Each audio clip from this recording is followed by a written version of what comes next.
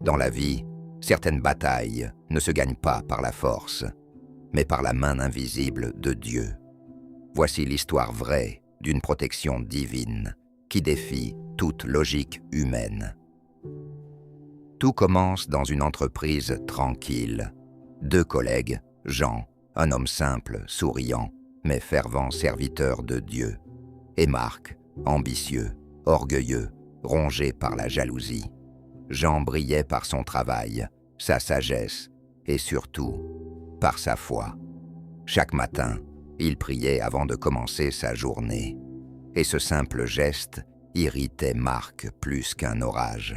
Dans son cœur, Marc murmurait « Il croit que Dieu va le sauver de tout, on va voir ça. » Un matin, Marc se leva avec un plan diabolique.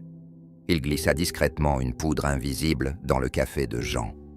Mais au moment où Jean s'apprêta à boire, le téléphone sonna. Il posa sa tasse, partit répondre. Et pendant ce temps, un courant d'air entra, renversa la tasse sur le sol. Le liquide bouillant coula jusqu'aux pieds de Marc.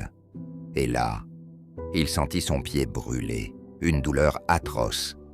Le poison avait touché sa propre peau. Il se mordit les lèvres sans rien dire. Le regard de Jean, innocent, lui fit encore plus mal. Quelques jours plus tard, Marc tenta de nouveau. Il invita Jean à déjeuner, entre collègues. Cette fois, il versa le poison dans le plat avant l'arrivée de Jean. Mais lorsque le serveur apporta les assiettes, une femme enceinte entra en criant, réclamant de l'aide. « S'il vous plaît, je vais accoucher. » Jean, homme de Dieu, se leva sans hésiter pour l'aider. Dans la confusion, les plats furent échangés. Et ce fut Marc lui-même qui mangea son propre poison. Son visage devint livide. Jean pria pour lui, sans savoir la vérité. Il posa sa main sur Marc et dit « Que Dieu te guérisse, mon frère !» Et sous les yeux de tous, Marc reprit sa respiration. Le poison perdit son effet.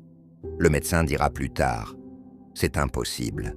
C'est comme si quelque chose avait neutralisé la toxine. » Mais Marc, aveuglé par la haine, voulut frapper encore une fois, une dernière fois.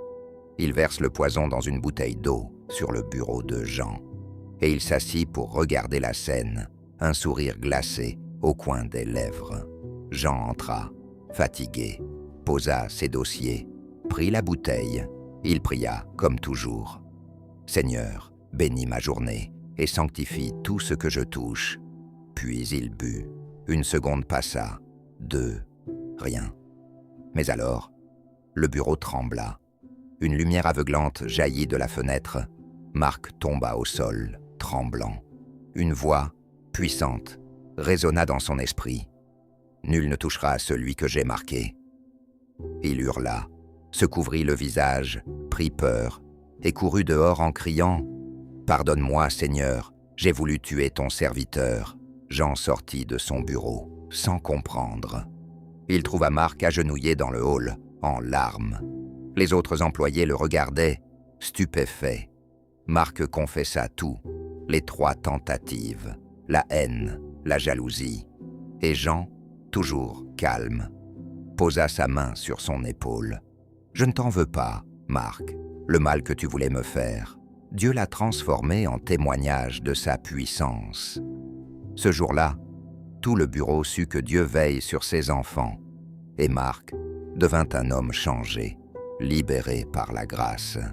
Car quand Dieu décide de protéger quelqu'un, aucun poison, aucun plan, aucun ennemi ne peut l'arrêter.